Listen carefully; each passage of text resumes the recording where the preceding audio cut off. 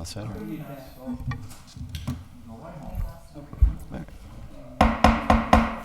right, we'll call to order the full city council for May 2nd, 2023. The clerk will call the roll for attendance. Anderson Burgos, Here. Bartley, Here. Givner.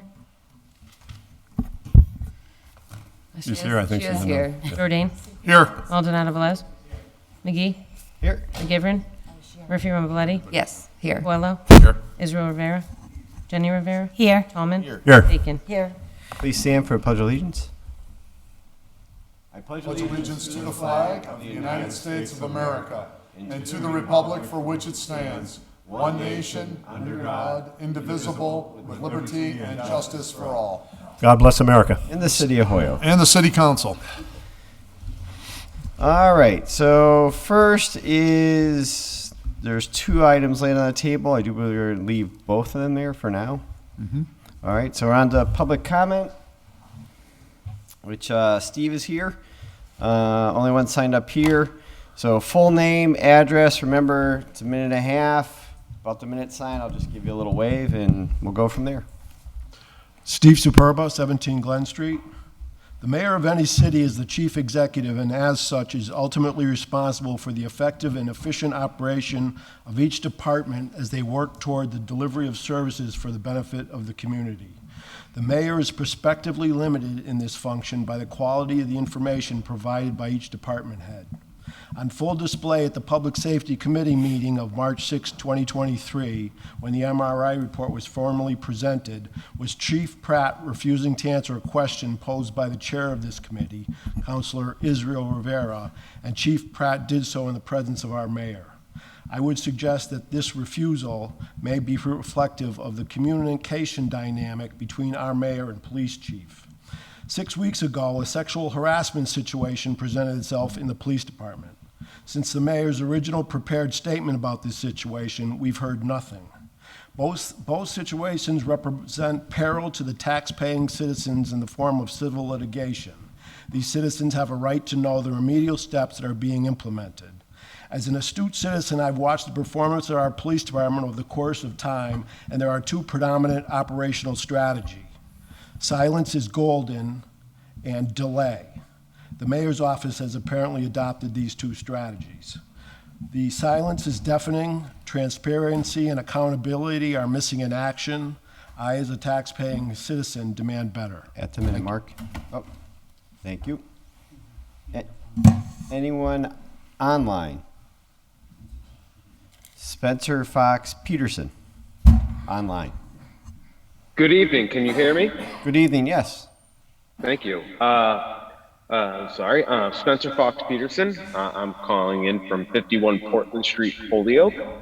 My first thought is I would like to continue to advocate for virtual town meetings as a permanent thing, if it isn't already, as those of us that work or are not able to make it here for other reasons. It's a really big aid, so I'd like to advocate for continue this program. I appreciate it. It's the only way I can participate. I would like to advocate for more time for people to speak in the future, maybe change the public comment rules. Second, I am a homeowner and I loudly support creating an Office of Tenant Protections.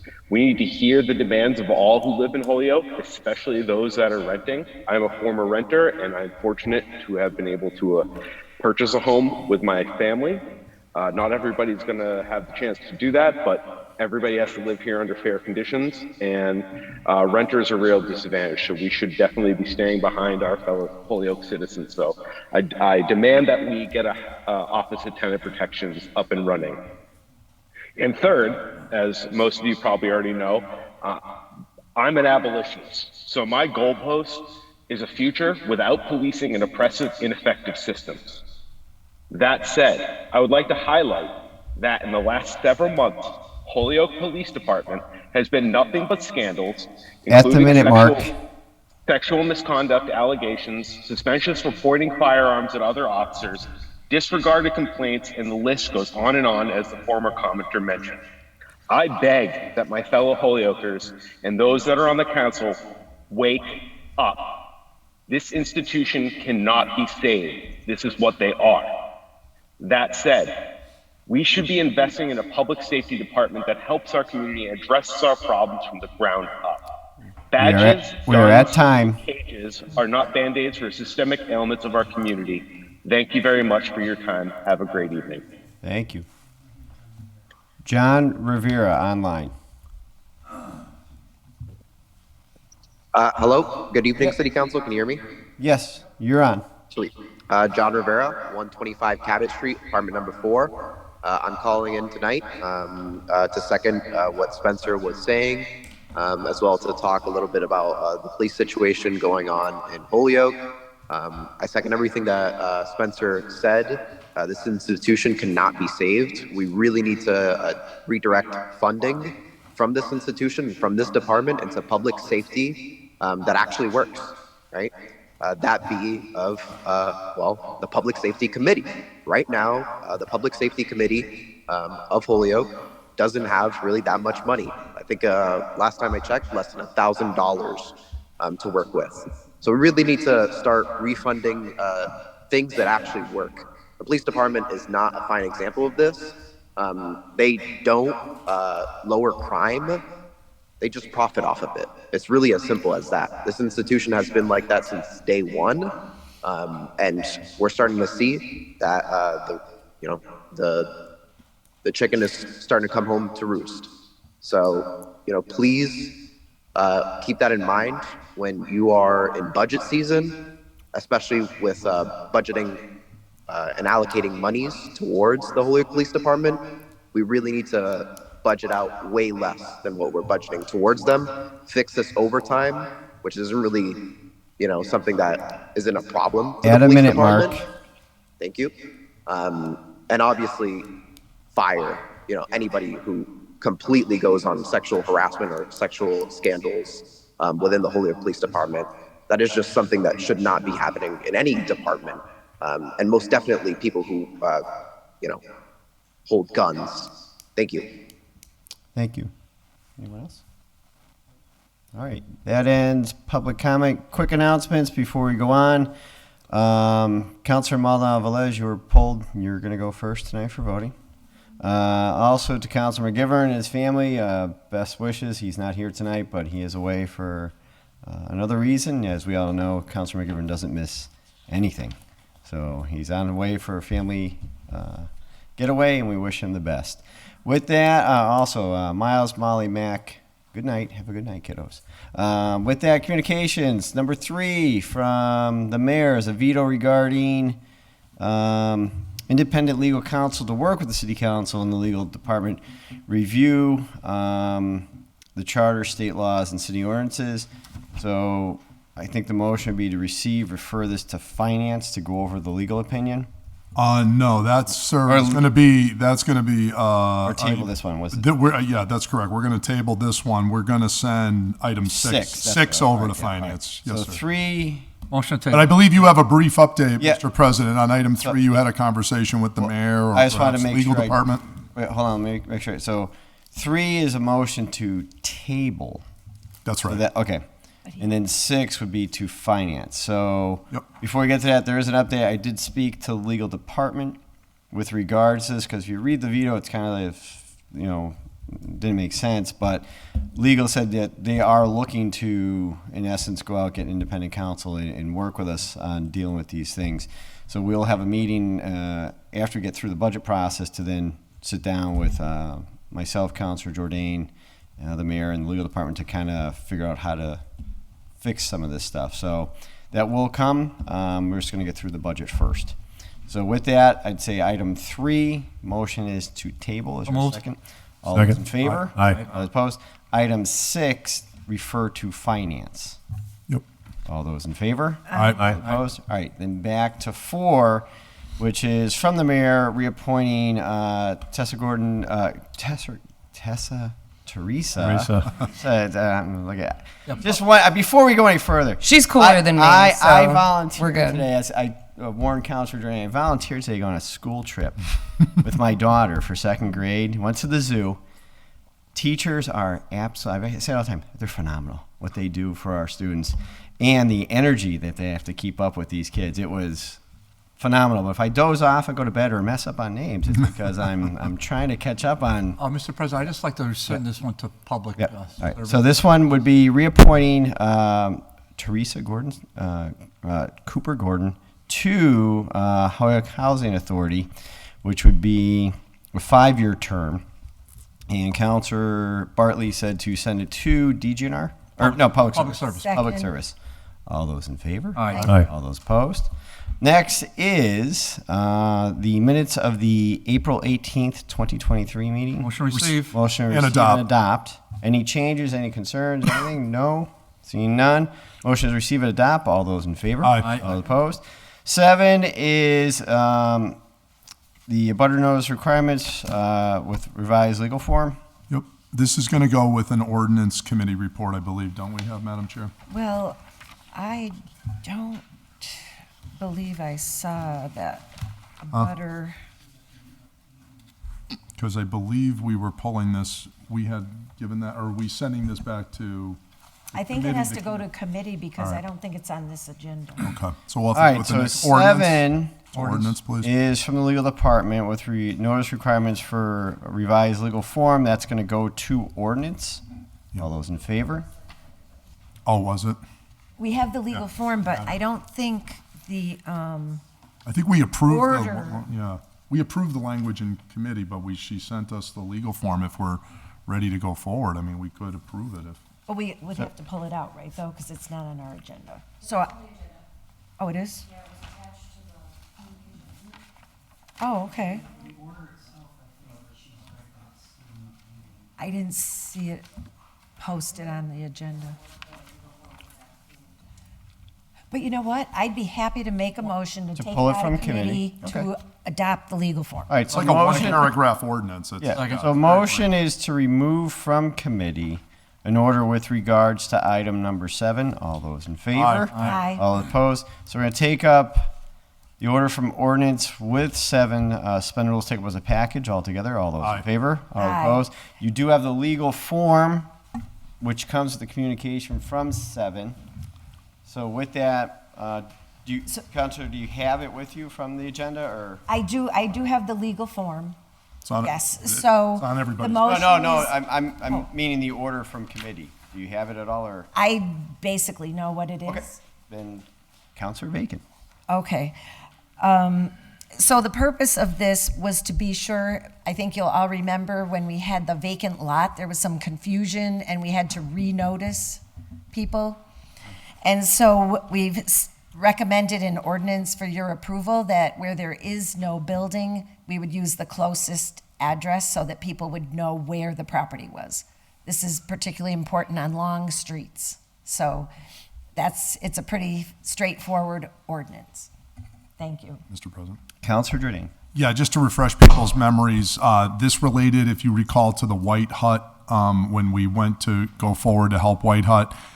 They had put a parcel number on all of the all of the notices that went to the abutters, and it said like 0 Pleasant Street, and of course, it's a long street, so nobody knew what parcel was actually being discussed. So then it had to be renoticed with it so that people actually knew the parcel that they were talking about was the old bank that has now become White Hut. So this ordinance basically is going to do just like what the chairman said, where the parcel is the subject of a notice that has no street address, then the street address of the closest abutting parcel will be used as a reference point. This is basically to give guidance to our departments to help them on notices. So it was a housekeeping ordinance. Counselor Rivera.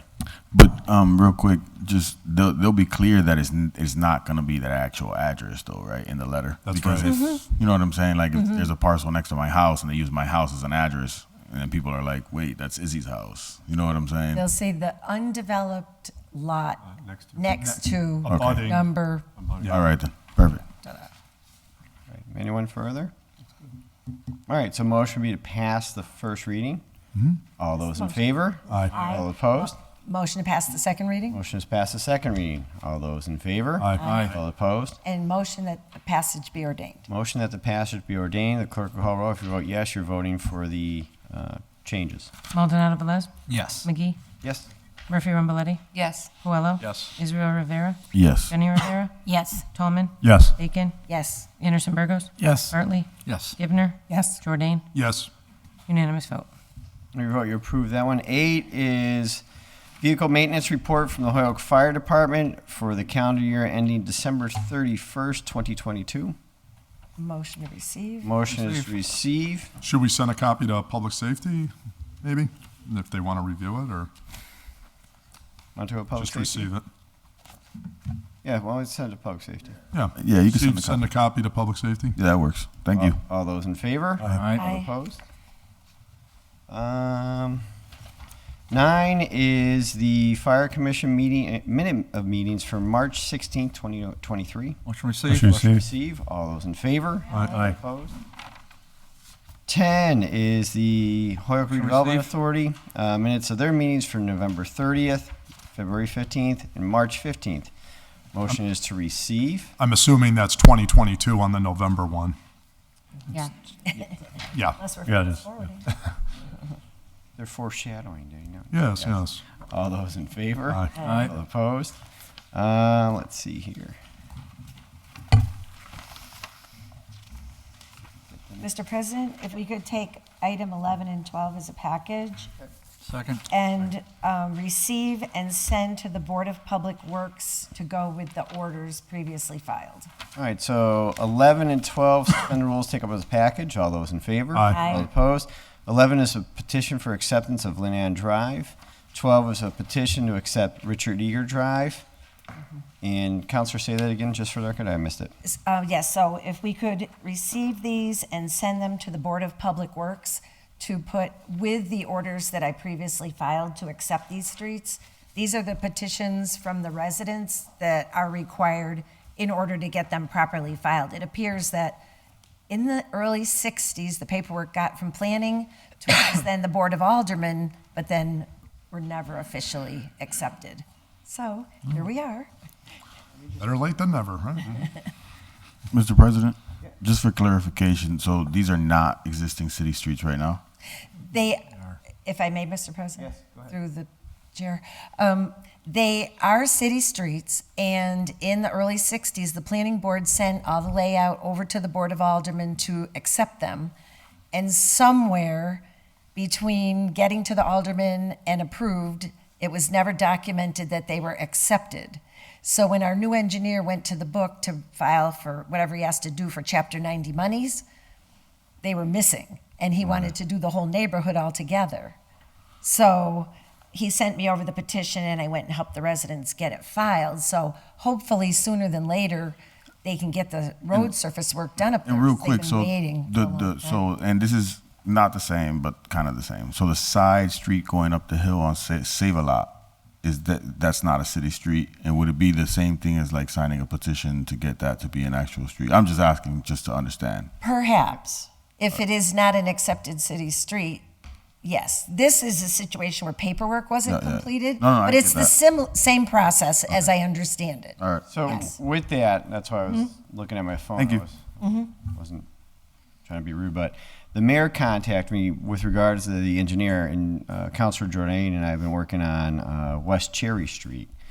So, and there's now, from the engineer, there's 1, 2, 3, 4, 5, 6, 7, 8 streets that are kind of in the same situation. Either paperwork wasn't done or they're just not recognized streets. So Chris, the engineer, sent over that list and what it would cost to, one, accept them as streets and then repave them. It's a little over $1 million for all those streets. So I did file a late file with regards to the mayor for the rest of the streets that are in kind of the same situation. So yours, I'd say, because they're already being worked on, send them along. But there is a late file coming to address Councilor Rivera's issue and Councilor Jordan, your and I issue. Right. That should go to finance to get all the figures in order on it. Yep. Okay, just so we catch up on everyone, because I know it's an ongoing problem throughout the city. Okay? All right, so with that, 11 and 12, motion is to receive, send to DPW to go with the other orders that they were working on with Councilor Vacan on this. All those in favor? Aye. Aye. All opposed? Next is 13. It's a petition for renewal of 1 pool table, 6 bowling alleys. And motion be to, Motion to approve. Approve as long as everything is motion is to Paid. approve. I'll check the taxes. taxes. Everything is up to order, so, and making sure that we have the same conditions if there were imposed back then. Right. Any questions on this? Any comments? Seeing none, so the clerk will call roll. If you vote yes, you're voting for granting the renewal. Question. What? Sorry. One question. Just who's the vendor? Like, it's just a person's name. It's just that person, or is So it? it's, Huh?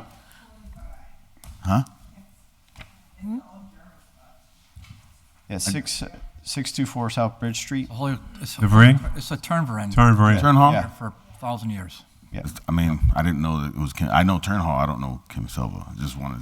All right. Thank you. All right. Maldonado Velez, Yes. McGee, Yes. Murphy Ramboletti, Yes. Your vote. That bochinche. I'm just getting some clarification. Yes. Puello, Yes. Israel Rivera, Yes. Jenny Rivera, Yes. Tallman, Yes. Bacon, Yes. Anderson Burgos, Yes. Bartley, Yes. Givner, Yes. Jordan, Yes. unanimous vote. We vote to approve that one. 14 is a petition for a street vendor license To ordinance. to ordinance. And just as a point of information, we'll put it on the May 23rd agenda. All right, all those in favor? Aye. All opposed? Mr. President, just a quick point of order. Sure. Just relative to 11 and 12, there's another street at Old Bassett, and I think we discussed that at one point. Is that on the? That's in the late file that I'm doing. Oh. That is actually on the list Okay, that I we just you referenced. and I did discuss that, so at some point we had, so, okay, so. Yeah. All right, and just, did you say Parental Drive is going to be on a?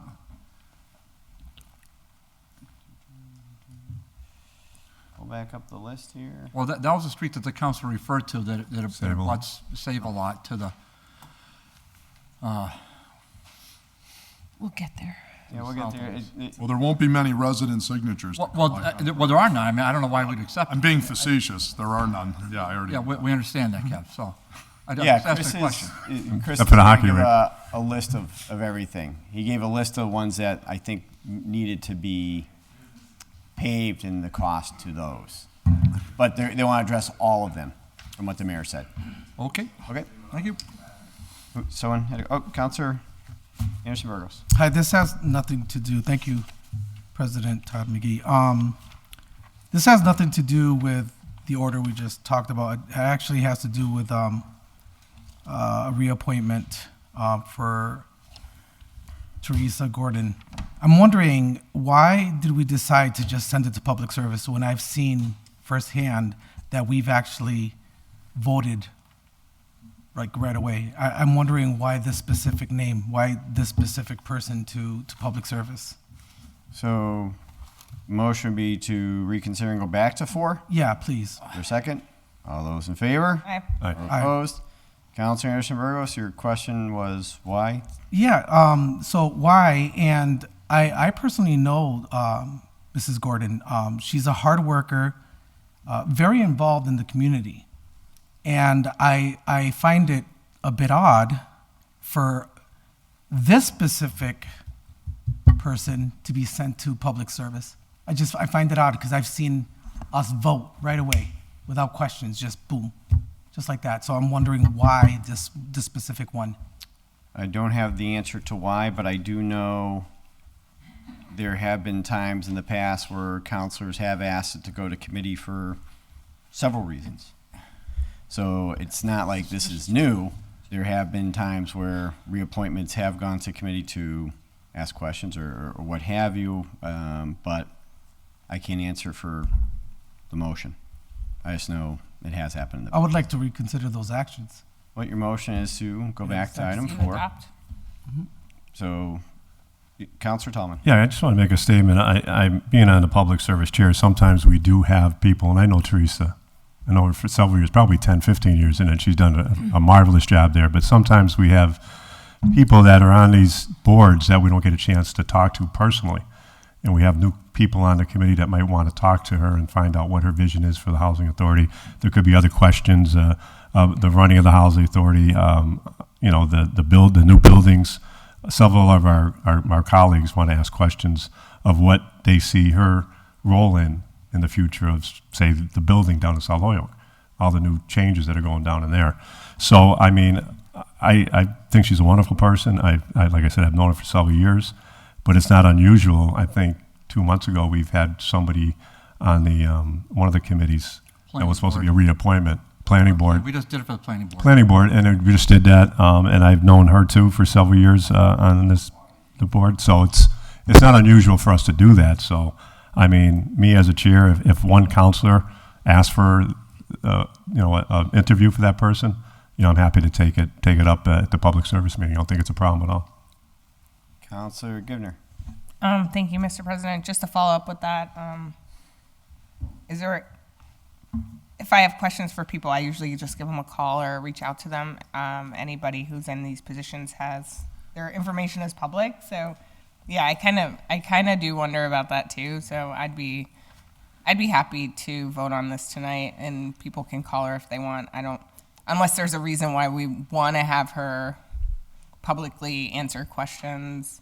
I mean, I don't think it matters one way or another, but for the sake of efficiency, I don't see why we wouldn't just vote her in, and if you have questions, give her a call. Thanks. Thank you. Yeah. Counselor Jordan, then Counselor Bartley. I myself didn't particularly. I'm well aware of Teresa.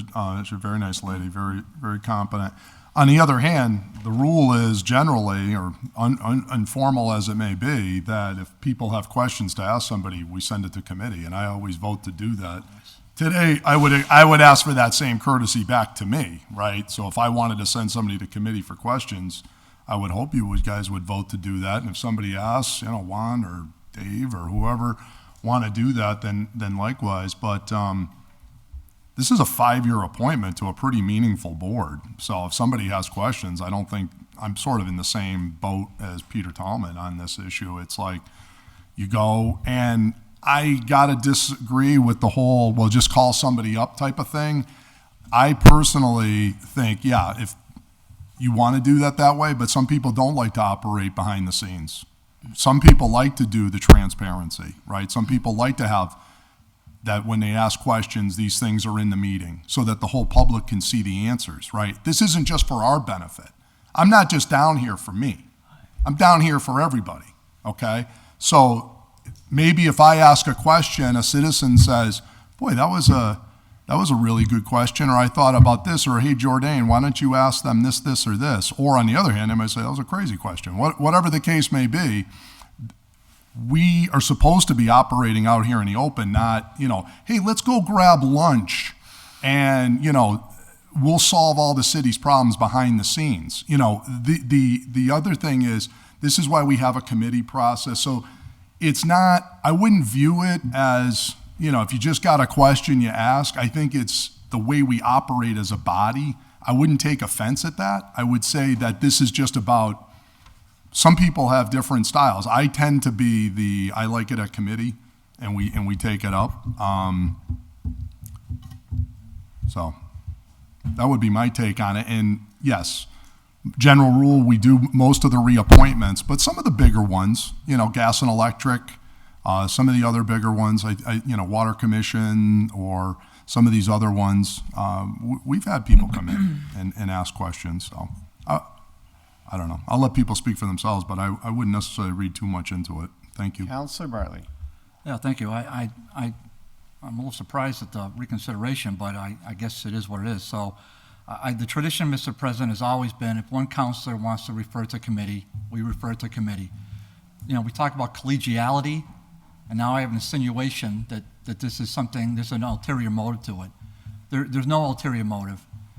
I voted for Teresa Gordon Cooper 5 years ago, whatever it was. I voted for her. I voted for her in committee. I voted for her as city council. I anticipate doing the same going forward. But I have the right to ask questions. I can't ask questions unless I go to a Housing Authority meeting, but I can't directly ask Housing Authority Commissioners questions. This is my one and only opportunity to ask questions.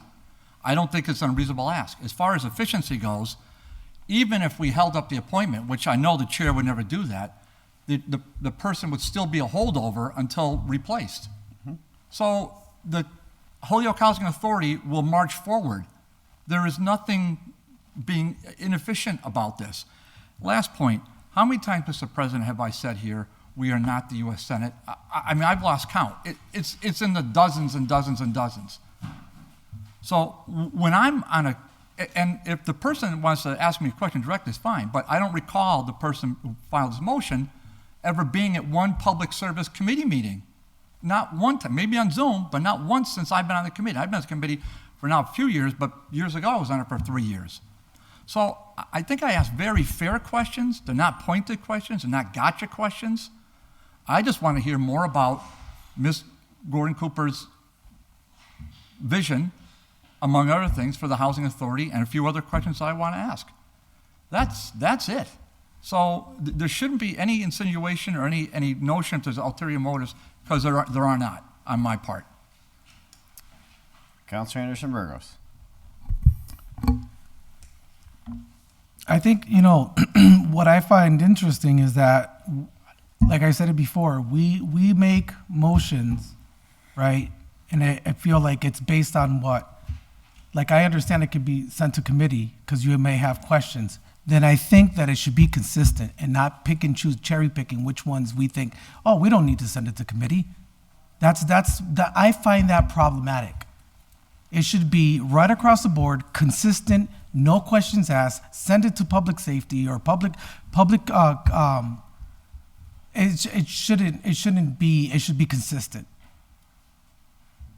I don't know, I rather us appoint now. Motion to.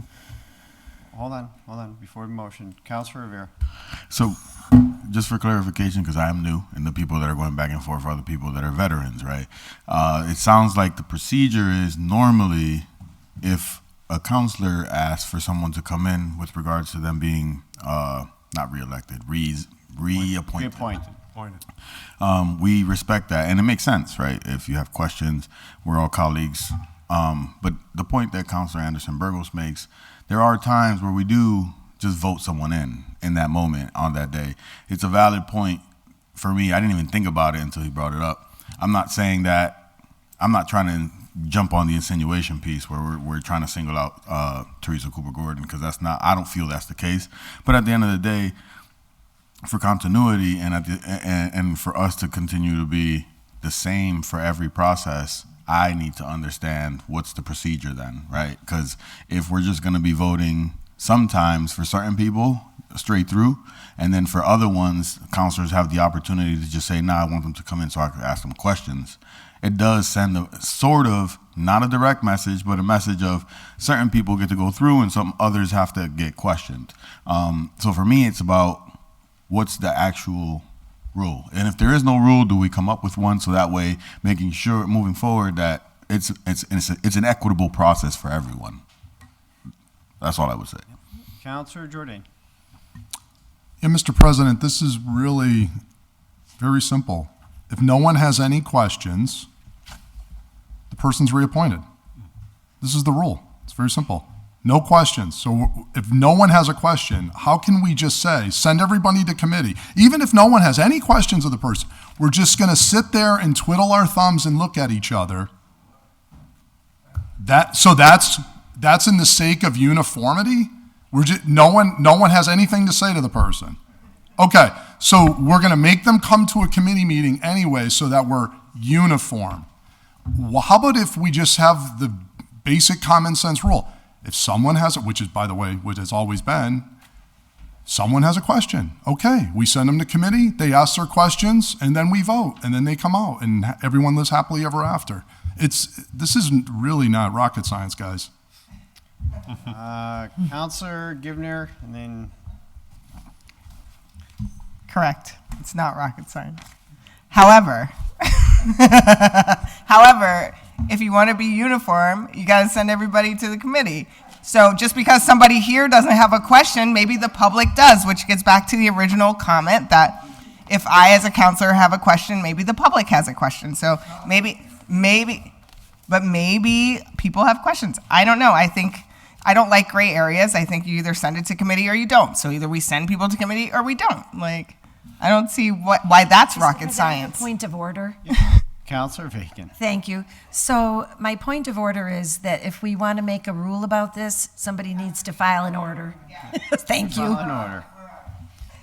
Counselor Murphy-Ramaletti? I mean, literally, that's what I was going to say, because, like, I don't remember that being a rule, but I just heard that that's a rule. And so, like, if we're going to, like, do the rules, we should have it be a rule. And it's just crazy that we're talking about this for so long. Thank you. So what is the pleasure of the council? All right. So Amen. Second. motion is that it goes to committee. All those in favor? All Aye. those opposed? We go back. We did do President's report? President's report. Favorite part of the meeting? Yes. Yeah, based on that, we'll make this one quick. Everyone did get the update. I know it's been on social media, the Hoyoke Water Works announcement, just so everyone, in case constituents are calling about water issues. Big one is from Jeffrey here. The interpreters can be hired to do subcommittee meetings. So Jeffrey worked with Hoyoke Media on funding and everything else. So as of, and this is the catchy part, and it needs our approval, there is funding to do subcommittee meetings today. Now, if revenues go down or sideways and everything else, there may not be. So what we have to do is make sure if we start doing subcommittee meetings and something goes sideways and there's not sufficient funds at Hoyoke Media, then it would come back on the city. And Scott will let us know far in advance for that, but that's just the one catch. But now we can, the interpreters, the firm that we have hired said they have hired more people and they can cover those subcommittee meetings. Now, do you have to cover all of them? Some of them, that's something that we have to come up with, but at the same time, we have to vote as a council to approve that to then go forward. The mayor signed off on it, and then we have to give the approval. Councilor Bacon. Could we pick and choose? Like, could we say we would like interpreters to be at all meetings that include a public hearing? And that maybe it's best, because I'm just giving the announcement now that 'cause it just way- came across. Maybe we should send it to a committee to vet it, and then if you want to do it that way. Councilor Yeah. Gibbon. What's the time frame on how long it would be available? It's available as long as funding is there. So How long is that? as of right now, the funding source is good. Is good for tomorrow? No, it's not good for 6 going months? forward. Yeah. For a year? From how Scott informed us, funding is good, but as with the cable service, if for whatever reason, I don't use cable. Well, people who don't pay into the system aren't, contributing. But no, it's right now everything is good, but you should know that there could, many years from now, 5 years from now, whatever, if funding went down. I'm just trying to give you that's why it's probably better in committee. Can we send that to finance? Yeah, I can file an order. I just wanted to give you the update that it is available, but we as a group have to figure out and come up with the terms. Okay. All right, so we'll file an order and then it'll go to finance. But that's just an update. There was a lot of, or several phone calls and media outreach to myself while I was at the zoo today regarding the building next door to us and things falling off it. I did speak with the mayor. The city engineer is working with the owner to help fix the structure, not fix it, but get it fixed so we don't have any further issues. If you see the aerial photo, it's the top part of the roof area that kind of came down, but everything is secure now, and they are working on it to make sure it's safe. West Cherry Street, we kind of addressed it. There is a late file with regards to several of the streets that are not accepted ways and how we're going to deal with that going forward. With that, anything that I missed? We're moving on. Yep. Oh, no, Todd. Councilor Tillman. Yeah, just a question on that West Cherry Street. Is that, Kevin, is that the issue that somebody had sent out to all the councilors about the roadway and the water being rushed out? Yeah. It's really, okay. You're welcome to join us on Yeah, that. good, yeah. I know all of us, I think, pretty much got that, maybe all the at-large or, Yeah. yeah. Basically, we're trying to do it's again, one of these not accepted public ways. But of course, they collect all these people's taxes. Yeah. Right? So the immediate goal is to get the road to at least a usable, safe condition where there isn't massive potholes. And then at some point, figure out what we can do for more. So just patching for now, but Okay. down the road, hopefully do more. All right. Appreciate So that. there's a process to get it accepted. Correct. All right, so with that, we're on to reports of committees. Ordinance 15A. Committee on Ordinance was referred in order that add to the no parking sign on Cherry Street. Vehicles will be towed at owner's expense. Recommend that be adopted. Councilor Bacon. Thank you, Mr. President. So yes, our engineer did go out and evaluate the area, and we've had repeated non-compliance issues there and repeated complaints from residents up in that area, and it does pose a safety hazard up there as well. So it is recommended to amend the signage to add this language. All right, anyone further? Seeing none, so a motion is to receive and adopt to amend the signage. Clerk will call roll. If you vote yes, you're voting to change the signage. Maldonado Velez, Yes. McGee, Yes. Murphy Ramboletti, Yes. Coelho, Yes. Israel Rivera, Yes. Jenny Rivera, Yes. Tallman, Yes. Bacon, Yes. Anderson Burgos, Yes. Bartley, Yes. Givner, Yes. Jordan. Yes. Unanimous vote. You vote, you approve that one. Committee on Ordinance was referred in order, this is 15B, sorry, that a handicap sign be placed in front of 400 Maple Street. Recommend it be adopted.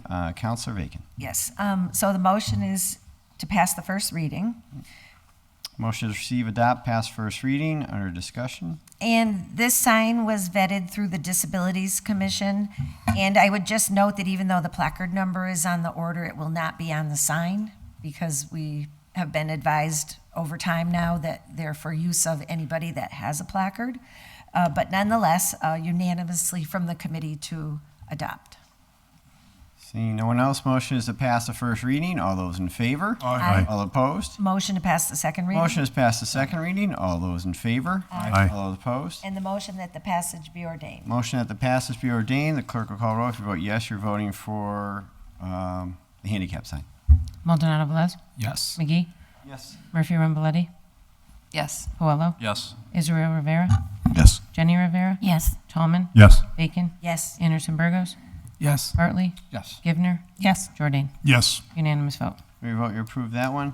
15C. Committee on Ordinance was referred that, in order that Section 86-321, Schedule I, park and remove both of these entries, reviewed by the engineer to the ordinance.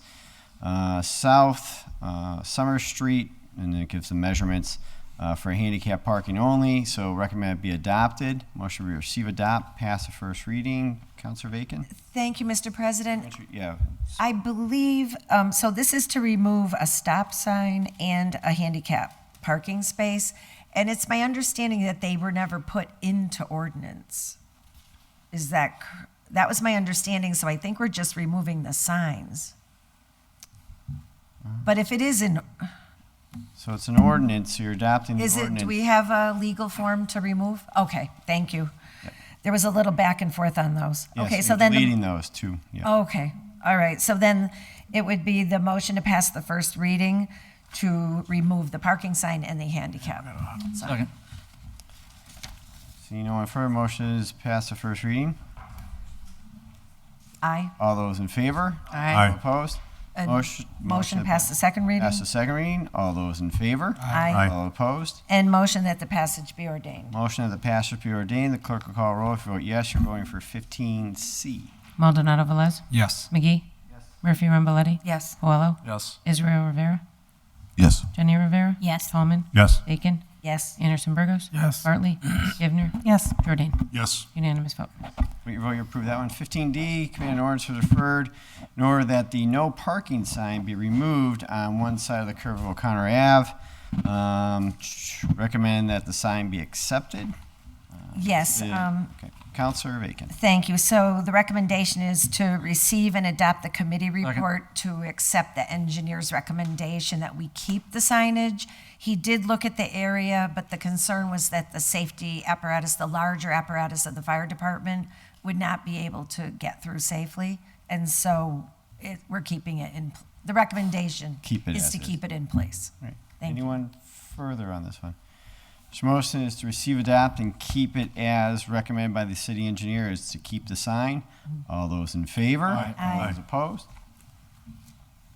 E, a community ordinance with community support that the city posts a snow parking on the website to at least 12 hours before the towing begins. Recommend that this been complied with. So the Councilor motion Bacon. is to receive and adopt the committee report? Motion is receive and adopt, that's complied with. Councilor Bacon. Yes, and this was in order just to try to be sure citizens have as much notice as possible. And so the Board of Public Works met, and they coordinated with the police department, and they followed up at their most recent meeting again to set up a procedure. Of course, it's dependent on the weather, but they've really committed to try to give as early notice and pull their coordination together as tightly as possible. And I'll defer to the maker of the order if she wishes to add any other comments, but it was found to be complied with that report. Councilor Gardner? Yeah, I think that's a good recap of it. Basically, they're working on it and doing the best they can. They can't necessarily accommodate our requests, but they are accommodating as closely to it as they can. Councilor Bartley. Just through the chair to either the maker or the chairman, woman, did Jeff Trask provide input on this? Was he asked? Maybe that's a better way. Was Jeffrey Trask asked to provide input on this? I do not know if he specifically was, but it was reviewed by the Board of Public Works. So I do not know. I also didn't speak to Jeffrey Trask. We just sent it to Public Works, and that was their feedback, that they can't necessarily meet the 12-hour timeline, but they would do their best to get close to it.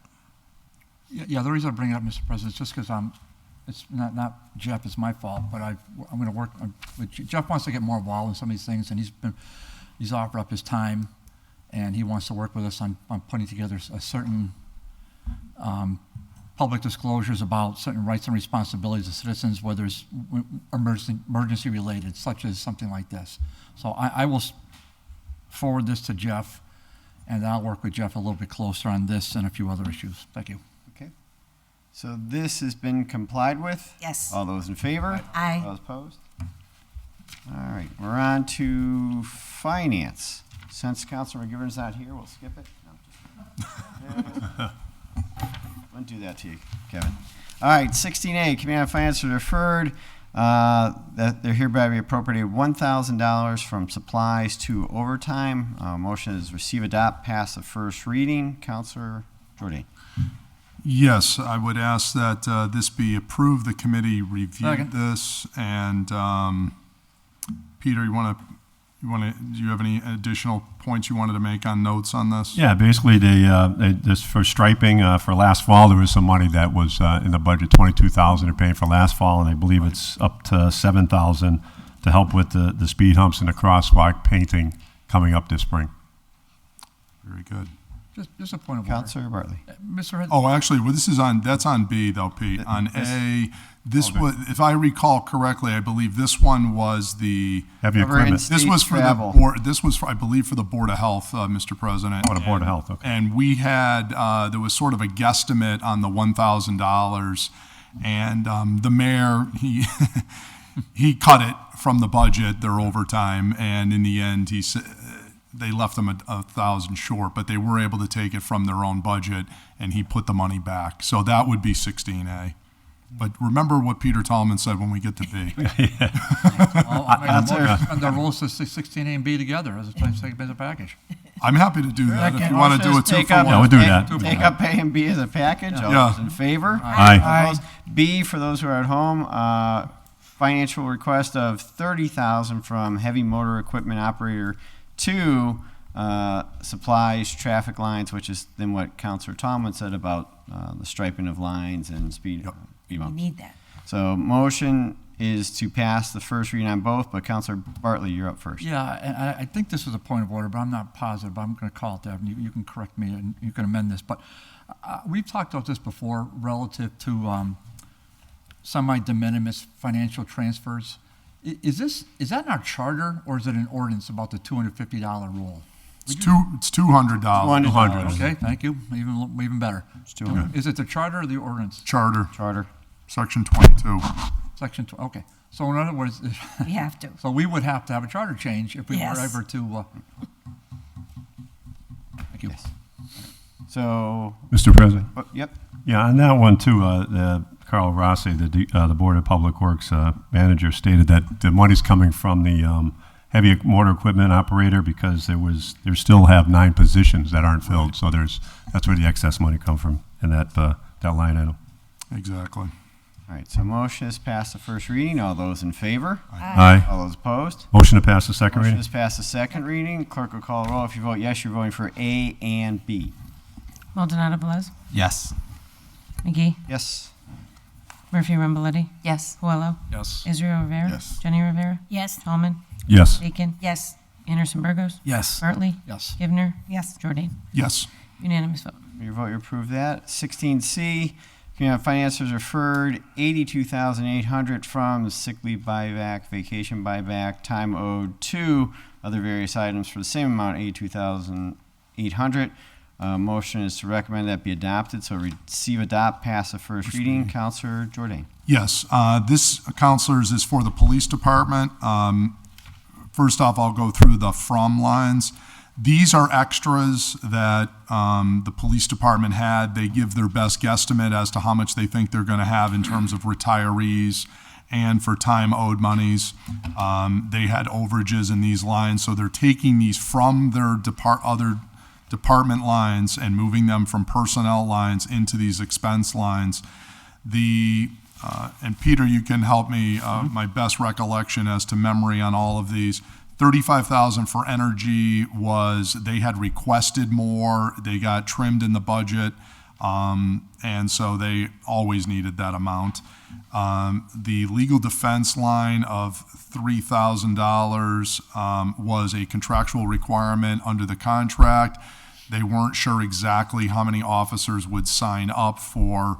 Apparently, the officer pays half and the city pays half. They've also had some new officers come in, and so the combination of all these different factors has resulted in the city's share is $3,000. Also on the medical line of $8,800, this is to pay for medicals for new employees coming in for the new recruits.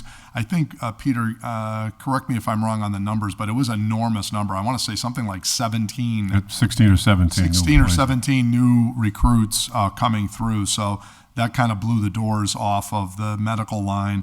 In terms of in-state travel, they've had some conferences and trainings that they've attended. The repair and maintenance of the $16,000 and the $17,000, those are the two bigger. They've needed this for both supplies, essentially, and for, basically for additional supplies and for the repair and maintenance of the motor vehicles for some additional time that has been needed to put into the vehicles. The $1,000, I want to say it was something like ammunition or something, but the supplies other, but maybe you remember, Peter, what that was? Yeah, it was something with ID badges, cable, and a couple other things in-house at the police department. That's right. They had to replace some IDs. So that was what the $1,000 supply line was. So again, all for the police, coming from these excesses in the personnel lines and going within their own budget. They did find the resources to fund these. The Finance Committee reviewed and unanimously voted to approve these. Counselor Bacon. I just want to make a comment that relative to the medical increases, if all the people that are in the class pass for the training to be on our police department, we will be the closest to fully staffed that we have been since I think most of us have been on the council. So we're hoping for great success with the class. Thank you. Counselor Rivera. So just on that point, right? I think it's what the full amount is what 92 officers. 90, That's right. 92, right? I think last time around it was 84 officers that we had on duty. So if we're graduating 17, that'd be cool, right? Well, at different periods throughout the year, they've had about that many coming in. Yep. Right. So we're gonna have more than 92. That's great, I guess. No, it's, yeah, you're filling. The plan is to have 92. Right. Okay. All right, perfect. Numbers don't add up, though. Thank you. All right. Motion is to pass the first reading. All those in favor? Aye. All those opposed? Motion to pass the second reading. Motion is to pass the second reading. Clerk will call a roll. If you vote yes, you're voting for the transfer. 16C. Maldonado Velez, Yes. McGee, Yes. Murphy Ramboletti, Yes. Coelho, Yes. Israel Rivera, No. Jenny Rivera, Yes. Tallman, Yes. Bacon, Yes. Anderson Burgos, Yes. Bartley, Yes. Givner, Yes. Jordan. Yes. 11 yeas, 1 nay. Your vote, you approve that. On to public safety. Want to take up 17A to 17G as a package? Yes. All right. All those in favor? Aye. All opposed? 17A, I'll read them quickly because they're all complied with. So public safety was referred in order that Section 34 of the Hoyoke City Charter be amended to establish a police commission by virtue of a special act. Recommend it's been complied with. B is public safety was referred that Chief Pratt update on order filed by Councilor Puello regarding Mayor Garcia's accident on his vehicle, complied with. C is public safety was referred in order that Chapter 50, Article 2 of the ordinance be amended to add Section 50-56 establishing a police commission, complied with. D is public safety was referred in order that the chief come to discuss possible gun drop-off program, complied with. E, public safety was referred in order that the public cameras throughout the city be updated, replacing and adding as needed to ensure safety. That's complied with. F is public safety in order that the chief of police please provide a narrative describing what happened to the Ford Taurus for the mayor. That's been complied with. G is public safety was referred in order that the license board is invited to discuss the process of ensuring that all business operating within the city are licensed. That has been complied with. Councilor Rivera. Thank you. So I guess I'll tackle 17A and C first because they're the same, but they were sent to two different committees. Or they're almost the same, but just one is an amending of the charter and one I think is something with the ordinance. I'll read it out. 17C was referred, order that Chapter 50, Article 2 of Hoyoke City Ordinances be amended to add Section 50 to 56, establishing a police commission. So myself and a variety of other councilors signed on to try to establish a police commission. We spoke on it briefly. Mostly what we spoke about, I would say, is, and I apologize because I left my notes in my office, but I'm a beast with it when it comes with the mind game. So off the top, we spoke mostly about the process and what it would take to get this started, whether it would be better to go through ordinance or through charter, or if we could do both. Some of what came out of it was that we would like to take the approach of doing both if it was possible, but that the real approach we wanted to take is to go through charter so that it's actually a real rule written in our charter. So the recommendation was for it to be complied with, and hopefully it will get taken up soon in charter. And if ordinance wants to have a conversation on it, that would be great too as well. If anybody has any questions, I'll give you a second for questions or anything. No? You want Great. on that one? Awesome. 17B, this one was filed by, I believe, Councilor Puello. If you would like to take a brief stab at it with regards to the accident on the vehicle with the mayor? Yeah, sure. Council? Mr. Yep. President. Yeah, thank you, Mr. President. Thank you, Mr. Chairman. So first, I want to thank the mayor and Captain Moriarty for coming down and answering questions. We got a lot of information on the police report that obviously we didn't have before. I won't get too much into the narrative, but we did find out that he had some folks in the car, not city employees. I did go back and read the ordinance, and I didn't get the chance to ask the question at the meeting, but that's okay. As far as like insurance and how that plays into for example, payouts. I'm glad everybody was safe. I'm glad everybody was okay. But if it's not a city employee, like how does that play with payouts or like bigger injuries or things of that nature? So I think that's important information. I think the mayor's a smart guy and he's surrounded by really good attorneys. So maybe we can get some information on that. But we did end up getting the financial amounts on it. So it was a total around $16,000. I think it was 7,352. 8352 with a deductible of $1,000 for 7352 that was returned to the city. And that was put in the scratch and dent fund. And I think what was paid out to the person was 9036.19. So, you know, in the email for this, we did find out, and I'll probably follow a separate order, that there was another accident that happened in December, and I don't remember the council being told about it or anybody else, so we'll figure out what was up with that. But again, we appreciate everybody being nice and allowing us to ask the questions, Mr. Chairman and Captain Moriarty for coming down, and really appreciate it. Thank you. Awesome. Thank you. So, hold on, Go ahead. Counselor Bartley. Yeah, I'm just going to, since we're on the same topic, I just want to thank the Ward 2 counselor for filing the order. I think it was it was an interesting committee meeting, but I will say that the questions asked were more than reasonable. It's, in my opinion, unless the counselor filed the order, I don't think we would have known about it.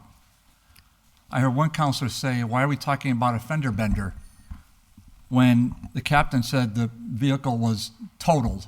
So it wasn't a fender bender. Sorry? The vehicle was old, that's why it was totaled. It cost too much to actually fix it. Counselor Bartley. But go ahead, you can continue. Well, I don't remember those questions being asked, but again, this is how the meeting's run. That's exactly what they said in the Everybody's meeting. interrupted, Go ahead. But I'm glad you're chairing the meeting, Mr. What you Nouns. gonna do? You gonna get louder than me? That's what it sounds like right now. Counselor Bartley has the floor, please. No reason. Come on. Necessary. Counselor Bartley. Counselor? Yeah, I'm ready. Thanks, Mr. President. So I thought but for the order being filed, I don't think anybody's aware of this, and it's public property. So I think the questions asked were in a fair manner, and I don't think they were accusatory whatsoever, though the insinuations were made to that effect. I think the mayor was upfront and honest during the meeting, but if you recall the mayor say that night, I'm all about transparency. Those were his words. But for our questions following up on the insurance claim that I put forth to the administrative assistant, when I found out at that point, when we got the first insurance claim, that was relative to the second accident, Mr. President, by the same motorist. Now, we understand that the motorist in question was not at fault. Fine. But I was never given any information about another city vehicle being in a crash. The last time I heard about a city vehicle in a crash, it was the Public Works vehicle on Lyman Street. That's the last one I heard about. If this was anything other than public property, wouldn't care, would not be relevant. The questions asked were in a fair, forthright manner. I think the mayor was upfront and honest as far as he goes, but the mayor's now been involved in 2 accidents with 2 city vehicles. Does the public have a right to know that? In my opinion, yes. Was the mayor on official duty when these things happened? I'm going to say probably so. He was on his way to work. I think the mayor has a right to drive a city vehicle, and I hope he continues to do so. So I got a little frustrated watching the meeting. I got a little frustrated when people are being cut off constantly and interrupted constantly. When somebody has the floor, Mr. President, like we do tonight, and they're speaking reasonably in a level tone, I think the chair's got a duty to let the person finish his or her thoughts, not continually interrupt and interject. So it gets a little frustrating when I see that occur. But to the main event, I thank the counselor, I thank the committee for taking this up in a fair manner, and I'm glad now that the public is aware of this. And that's all that really has to be said. We'll march forward. Thank you. Anyone further? Counselor Maldonado-Velez. Thank you, Mr. President. I've sat here for a year and a half. And for the past year and a half, all I've heard is snickers from my left side every time someone has something to say. So let's not play like we are here with zero faults, because the one person here throughout the whole meeting, yes, I have Izzy to my right, who I guess we're referring to, and I have Bartley to my left. And no names, please. I have a counselor to my right and a counselor to my left, both that are at fault here. At least one of them owns it, and the other one's playing like he is holiest than thou. With that said, the way the questions are asked, we other counselors have the right to question how those questions are being asked. And if they did seem accusatory, then someone made a point to it. That was part of the conversation that night. So I think the reality was in that point that the mayor was upfront. We did find out about another accident, and I'm sure if we did another order, the mayor would come out in front of us again and report it like he did the last time. That's it. Thank you. Anyone further? Just Those are verification on that, right? I allowed people to speak, and as a chair, I allow you to speak to an extent that I feel like you are being offensive or accusatory to the person that you are speaking to. So if you are literally being offensive or accusatory to me as a chair, it is my duty and my job to also protect the person in the other seat, not just the colleague. It's everyone here that's here in the space, and I want everyone in the space to feel comfortable in the space and to be able to feel represented in the space. So I'm going to protect. I let it go as far as I could. And the counselor, hopefully, I apologize if you feel like I cut you off, because that was not my intent. I tried to let you go as far as I can. But if it was me, or if it was you sitting in the seat, I would do the same. I would do the same for anybody. So even the ones that don't like me, it's cool. At the end of the day, I try to keep it fair and just for everyone, because I would want someone to do that for me if I was sitting in the seat. And then another point I want to make, if we're going to talk about transparency and letting us know things, there are a lot of things that we don't know that are going on in the police department on a regular basis that is not going out to the public. There are a lot of accidents. There are a lot of guns being lost. There are a lot of people driving while they're intoxicated while on the job. So at the end of the day, if we're going to sit here and talk about transparency, it has to be for every civil servant, not just one civil servant. We're going off. I'm done with that. Thank you. Now I'll move on to 17F. Hold on. 17F. So we had the ones on the mayor's car. No further questions on that one. We're going on to the others that are being complied with. Thank you. The Committee on Public Safety, whom we let me see, the cameras. This one was filed by Councilor Vacan. To my recollection, I believe that the mayor said that they're currently working on this. Councilor Vacan, you can speak on it if you would like to. If not, then I'll expand a little more. Thank you, Mr. President. So on this order, this is a companion order to one that I filed months and months ago trying to get a camera on Homestead Ave. And so, because I know the mayor has made use of cameras for public safety in various parts of the city, and that he was also interested in making the ones that are non-functional function, I discussed with him and filed this broader order out of a desire to, A, acknowledge that we do use cameras throughout our city, B, that we use them to enforce laws and to create safe environments, and C, to see if there is an appetite for this to be utilized in various areas throughout our city for that purpose. And I think there's an order on our agenda tonight for that. And so I guess the collective answer to that question would be yes. And so I'm looking forward to whatever the mayor may come forth with in his budget that would help us in this regard, to use these, of course, in the public space, not in any private space. Thank you. Councilor Rivera.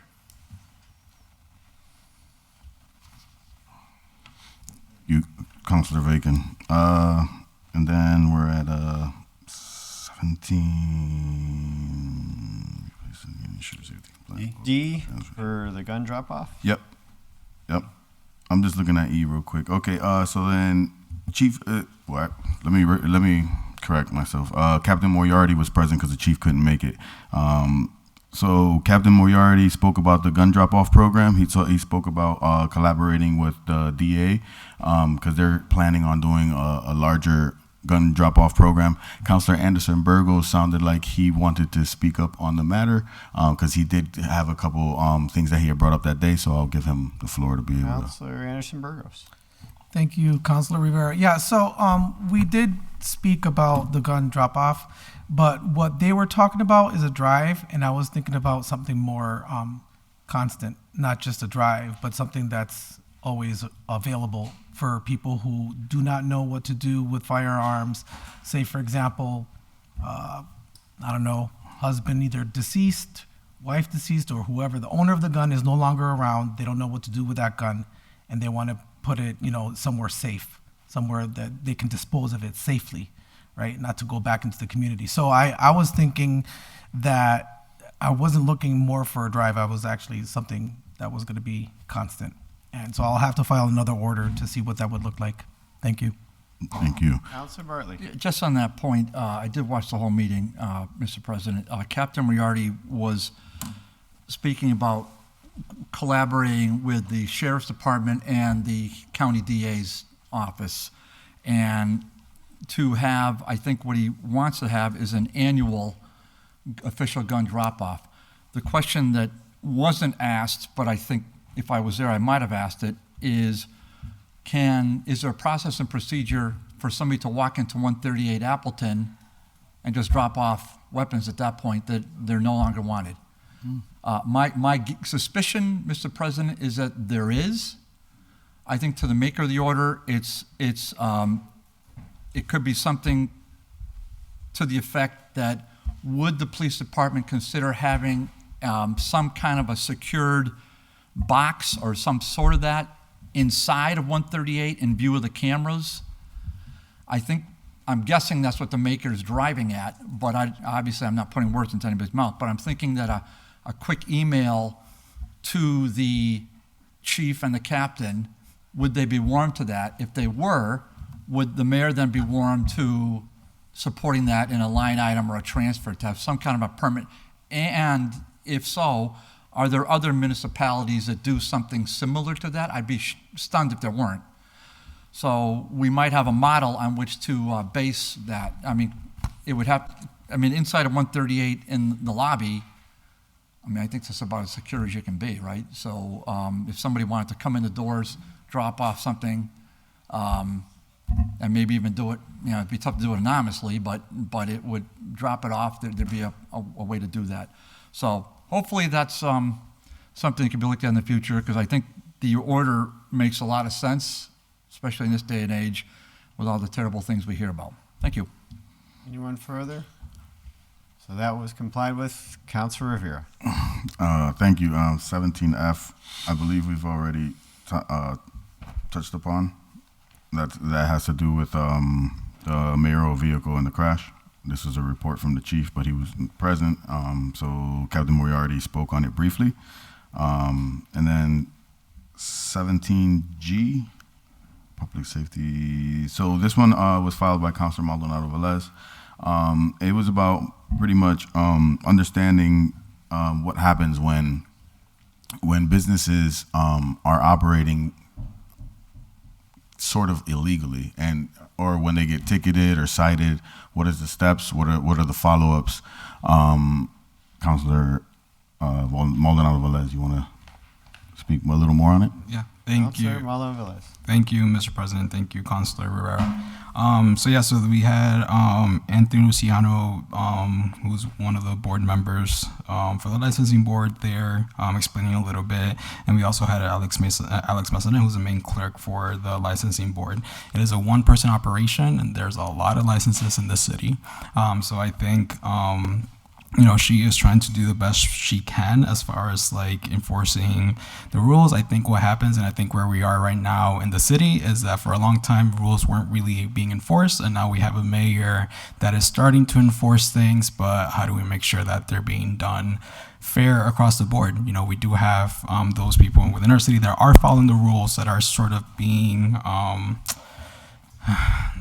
almost punished for following the rules, and while you have the other ones that are flying under the radar. So one of the things that was mentioned, that Alex mentioned, was the really low enforcement. They do have an enforcement officer, Officer Sustache, that works Monday through Friday from 8 a.m. to 4 p.m. But what happens during after hours? There's really nothing there. So I think it was very informative. It really, there's steps that we're taking in the right direction. They may seem very slow, but I think we are going to get there at some point. And I just wish Alex luck. I just hope, and I think I'll mention it in the next order as well, that we are I don't want to say easy, but sort of work with the people that have been in the community for a long time. Because, again, for a long time, we haven't made sure that businesses are in compliance. And now that we are finally at that point, we want to make sure that they can be in compliance without breaking their bank, essentially. So that's what we got from that meeting. Councilor Bartley. Yes, what I heard that night was that Eddie Sustache works in liaison with the Board of Health, and he and other officers have worked with the Board of Health for years, and that's his job. But what I also heard is that the rest of the uniform patrol officers are enforcing laws and ordinances every single day, and so I don't think that there's laws and permits that are not enforced. I think that 90+% of entities are compliant. There's always going to be outliers, Mr. President, and I think if someone is aware of it, someone could advise HPD that somebody's not compliant, and then HPD, any uniformed officer, can and will enforce city ordinances. And I think this has been going on for generations and generations of police work. But to think that the police are going to just be aware of it by osmosis, I'm not sure if that's the thought process. So if there's a call to a non-emergency line, if this is in fact a non-emergency, to say that somebody's open after hours, that the dispatcher will get on top of it and a car will be called, and the ordinances will be and have continued to be enforced. So I mean that's my impression of it. I'm certainly not. I'm certainly open to having additional enforcement in terms of having more officers dedicated to this, but that's a call with the chief and the mayor to budget it and to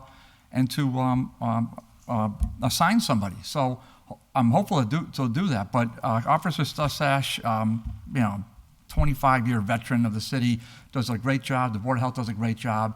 And the police department, for the most part, does a really great job for the city. And it's something for which I hope we're all very proud. Thank you. Councilor Maldonado Velez. Thank you, Mr. President. Just clarification, no one's saying that none of the departments are not doing a good job. I think from what we heard from that night is that we do have Officer Sustache that works not just with Board of Health, but just like sort of the Flex Squad in general, different departments within the city, making sure that compliance is being done throughout all departments. But that means there's one officer doing that for all city departments. So clearly it's very strained, and that individual only works until 4 p.m. So with that said as well, yes, after hours, if all the police department is being called to ticket something or enforce some sort of call or something, yes, they will do it if they're able to. I mean, I think the past year and a half that we've been here, the conversation has been how unable the police department is able to answer every single call that's being made because they're so strapped with the resources and with the time.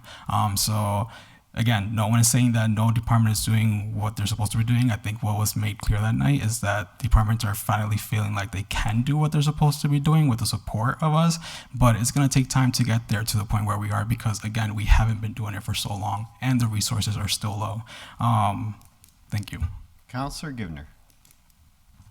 Thank you, Mr. President. Just as a follow-up to Councilor Maldonado Velez's comment, according to a February article this year, there were 22 businesses in Holyoke that were not in compliance with their licenses and permits. So that's a lot of businesses. And the names on this list are big names of places we've all visited. And I don't think that's all their fault.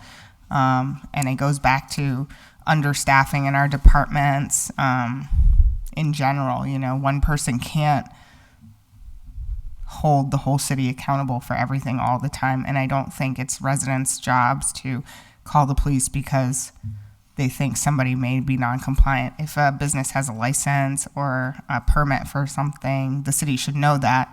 And when it needs to be renewed, the city should be sending out letters. And It's nice that we finally are able to do that. So just to echo what's just been said, as we start to come into compliance and hold our businesses accountable, there'll be some growing pains, but I think our businesses are going to have to expect that, and we're going to have to deal with it. Thanks. Anyone further? Councilor Rivera. I think you're back. Yeah, no worries. If it's not that one, I think A and C. What do you mean, A and C? Did you? We did A and C. Okay. Yeah, we all set. I guess I attended a different meeting. That's all I'm saying. All those. But it's on YouTube, so you can see it. You can see all the complaints. All right. So all those have been complied with. All those in favor? Aye. All opposed? Public service. Did I miss one? None. That's what I meant to say. DGNR. I'm looking at public service. DGNR. Sorry about We'll that. get there soon, though. DGNR. It looks like A through I are leave to withdraws. No. Well, All right. So B. Let's do A first. Okay. 19A, DGNR was referred a special permit application for non-conforming per section 472, 1109 Dwight Street. Recommended give leave to withdraw at the request of the petitioner. Councilor Murphy-Ramboletti. hi, thank you. So we had a great meeting last Monday. Feels like a lifetime ago. And we had the petitioner, Jesus Candelario, came in. We had a lot of folks here for public comment, neighbors. Basically, I can get into all the details, but at the end of the day, this special permit was suggested by the law department to be given leave to withdraw. Because there's actually isn't really a permit that can be used for non-conforming use for this particular type of permit. It does not exist. And there were like at least 10 people commenting in public, and then more who submitted written letters, mainly neighbors. And the issue at hand here was essentially that the initial special permit that was issued for the bed and breakfast at Dwight Street was supposed to be for breakfast only and only for the guests who are staying overnight at the bed and breakfast. But I think overall the conversation is really important. A lot of things that we've talked about tonight already. Just there are a lot of zoning definitions in general that I believe we should be taking a look at. Not just this particular definition of what a bed and breakfast is, but I think we need to keep having these conversations. And it's one of the orders that I filed a while ago that I have been doing my own research on. Is related to the special permits that the city council issues and beyond. So I just think overall it was a really good conversation that's necessary to have. And at the end of the day, I think we all, it was on Facebook, it's public, the bed and breakfast has been sold. So there you have it. I don't know if any of my other committee members who were there that evening want to add anything, so. Councilor Maldonado-Velez. Thank you, Mr. President, and thank you, Madam Chair, for that update, or for that report back, whatever you want to call it. I just want to say, that it is sad to hear that that he did sell the bed and breakfast. He's been around for almost 10 years with the bed and breakfast. And I know for me as a fellow Latino gay man, just seeing that business owner, lead and start a business and help out in very different capacities within our community. But that night, the community spoke. So at the end of the day, a lot of neighbors came out, really voiced a concern with the whole project. I don't think they didn't necessarily want the bed and breakfast. They just wanted the other part of it. They didn't want the extension and the outdoor. It's unfortunate that the bed and breakfast couldn't stay. But, you know, Jay is also his own man. He can do whatever he wants. I wish him the best of luck in his next venture in life and where he's headed. But yeah, that's all. I just wanted to say those words. Thank you. Councilor Gibner. Thank you, Mr. President. So I was one of his neighbors, and I also received a public hearing notice, and unfortunately, or fortunately, I guess, I was traveling, so I submitted a statement. But basically, he had a lot of support in the neighborhood for the bed and breakfast, just like Councilor Maldonado Velez just said. And the complaints that I was getting as a neighbor who's not on the same block was the noise and the lighting and the parking. Our neighborhood has a lot of multifamilies with very, very little driveway parking spaces, so people really depend on having to park on the street. It's definitely a problem in the winter with the snowstorms, but definitely also if he was having an event. So as the parking started to spill over, and the noise complaints grew, and the lighting was apparently shining into people's homes at night, that's where the problems arose. Everyone was very supportive of the bed and breakfast, but unfortunately they were not supportive of the events. So I also wish him the best of luck. Obviously, he had a plan in place, and I'm sure he will move on to a place where he can have events, because his events were really great. And I enjoyed them when I went to them, but I wasn't having the same problem on my block that people who were sharing the same land block with him were. So, thanks. Councilor Vacan. Thank you, Mr. President. I guess the only comment that I'd like to make about this is that I was in agreement with the law department around the creation of a non-conforming use, and I think this particular example ties in very well with the discussion we just had from the Public Safety Committee, that when we're issuing the special permits and licenses for certain uses, that those permits and uses have to stay within the confines that they're given. And he did come in properly at this point to expand the use that would have then required, really in this instance, a zone change. But I think if over time the bed and breakfast special permit had been held to the conditions of it, that the whole thing would have been avoided and that a different path would have been carved out sooner. So to the points of the folks that are making that we have to be sure things are complying with licenses and special permits, I think this is all part of that. So I wish him well in his next venture too, in a place where it's a win-win. Thank you. So any further comment on this one? So this is give leave to withdraw at the request of petitioner. All those in favor? Aye. All those opposed? 19B, C, D, E, F, G, H, and I are all leave to withdraw. We'll just suspend the rules, take them all up as a package. All those in favor? Aye. All those opposed? B is DGNR was referred a letter from citizens of Holyoke requesting a crosswalk at Whiting Street Reservoir. Give to withdraw. C is DGNR was referred that HPS receiver appear before DGNR recommended being given leave to withdraw. D is City Council DGNR committee invite in and meeting with ROCA members, leave to withdraw. E, City Council invite in Jennifer Howard and other members of the DCR to discuss Mount Tom, leave to withdraw. F is that the City Council, through the appropriate committees, invite in Dr. Vasquez Matos regarding superintendent to give an update on the status of the schools during the pandemic, leave to withdraw. G, Committee on DGNR Relations, the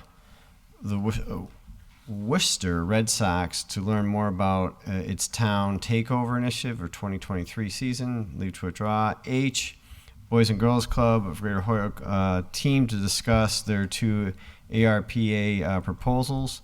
And I is the Economic Planning Development invited to discuss reasons behind the absence of medical marijuana providers in the city. All those are leave to withdraw. Councilor Murphy-Ramboletti. Thank you, Mr. President. All of these orders for those watching at home or wherever, they either are no longer applicable or relevant, or some of these, it's no longer we have a different superintendent now. Some of these have been discussed in other committees. So we kind of just wanted to clear out the jacket and make sure that we weren't missing anything. So thank you to Jeffrey for the help. That's pretty much it on these. All right, so with regards to those, leave to withdraw. All those in favor? Aye. All those opposed? I missed J because I never turned the page. That's leave to withdraw as well. Committee on DGNR was referred that the city clerk please send a communication to City Council in time for the second meeting in the October 2021. So that would be leave to withdraw as well. Councilor Murphy-Ramboletti? I think she did it, actually. Yeah, you did. I'll make a motion it was Oh, yeah. complied with. Yeah, well, Complied with. Complied with. All right, so K is complied with. Or, Or- no, So J is complied J. with? J. Complied with. All right, so it says leave to withdraw, we'll say complied with. So go back. So J is complied with. Councilor Murphy-Ramboletti. that was a communication that was actually provided to us before my time on the council, but all of the questions were answered by our city clerk, so thank you. There you go. All right, so that's been complied with. All those in favor? Aye. Opposed? K, Committee on DGNR was referred an order of special permit application for an auto body repair shop at 41 North Summer Street. Recommend that the special permit be granted with the following conditions: that all requirements and open questions from the planning board review letter dated March 21, 2023 be addressed. 2, that the applicant be abide by all codes and ordinances of the city in the state. 3, there will be no more than 6 vehicles being worked on at one time. And 4 hours of operation are set at 8 a.m. to 5 p.m. Is that Monday to Friday or every day or? I'll tell you in a second. Monday to Friday. Monday to Friday. I'd like to make a friendly amendment. Amendment, yeah. That we make it Monday through Saturday. Monday to I'll Saturday. second that. All right. I just want to make sure it's in. My here. notes, notes said Monday to Friday, but All right, so Saturday's 4 fine. should read, motion is to amend it to read, hours of operation are set from 8 a.m. to 5 p.m., Monday to Saturday. All those in favor? Aye. All opposed? Councilor Murphy-Ramboletti. Thank you. We had the 2 applicants came in for this petition. They are the new owners of, I just had their, here it is, Supreme Body Works. And they are located at 41 North Summer Street. We went through a letter that was reviewed by the planning department. We went item by item, which was very helpful. And that's what we're referencing in the special permit conditions. But basically, the applicants are not making any major changes to the current building or the premises. It was already used for this purpose with the prior owner. One of the conditions that we talked about was no more than 6 vehicles being worked on at one time, which that was their plan. Just a couple things to note: the parking is not seen from the street; it's behind the building, and we discussed things such as landscaping and just making sure that all city codes and ordinances are followed, and that the hours are 8 a.m. to 5 p.m. But overall, I thought it was a great, straightforward discussion, and we thank them for their investment in the city. The fire department weighed in, and we also made it really clear that just because you get a special permit from the city council doesn't mean that you just there's other permits that you do need to make sure, and departments that you're working with. So the fire department was there.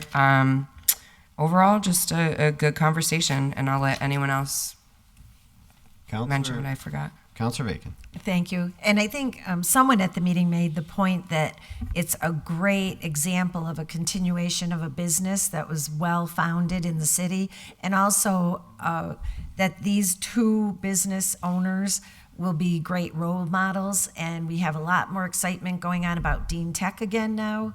And so this kind of thing is good kind of business growth in the city and for our kids coming up. So I thought that was a really good point. Counselor Rivera. Yeah, I attended the meeting. I want to congratulate, I think it's Edwin, Mr. Morales, for going through the process and starting to do this. He graduated from Dean Tech and he learned auto body at Dean Tech. That shop, I actually grew up around the shop. Juan Pedrosa used to own that shop. It used to be called Holyoke Auto Body. That, for me, it's a pivotal business in that community. It's one of the only businesses that have been, for a long time it was thriving until he sold it. So to be able to see someone come, especially Holyokers, come back and bring it back to life and try to provide the opportunity for kids from Dean Tech that are graduating or that are attending auto body shop in the future to try to get their skills up there too as well. That for me is a win-win, and it's kind of going in the direction that I'm trying to get Dean Tech to go in. But thank you. Councilor Jordan. Yeah, Mr. President, I wanted to also, I'm glad Councilor Rivera said what he said, and I did want to just give a shout out to Juan Pedrosa. Unfortunately, we lost Juan. He passed away not too long ago, and I think he would be very pleased to see his business continue in the spirit of a new auto body shop, and it's great to see this. I'm very happy to support this. Juan was a good friend. And he made a lot of contributions to the city of Holyoke. And by the way, he served as a Holyoke Housing Authority Commissioner many years ago. And it's really nice to see this business continue and these gentlemen to do what they're doing. So did want to just remember Juan Pedrosa, a good man for the city of Holyoke who is missed. Thank you. Councilor Anderson Burgos. Thank you, Mr. President. So, yeah, Juan is not just a friend, he's family. That's my nieces and nephews' grandfather. So when we lost him, that was a hard hit. But I am super happy that his business, which he put so many years into, is going to be brought back. That there's just a space that has so many memories for my family. And so I'm glad that it's coming back. I just wanted to point that out and kick myself if I didn't do that. Thanks. Councilor Bradley. Yeah, and I want to mention Juan's name too, because I got to know him at the end of his life, and the business was going forward after Mr. Pedrosa passed away. So I know that because I represented Mr. Pedrosa on several things after Marty Dunn passed away. Mr. Pedrosa and Marty were very close. So when you get a chance to mention Marty and Mr. Pedrosa at a city council meeting here in 2023, it's really, I know it means a lot to you, Todd. I know it means a lot to you, Kev, and I guess many others too. So Juan as well. So.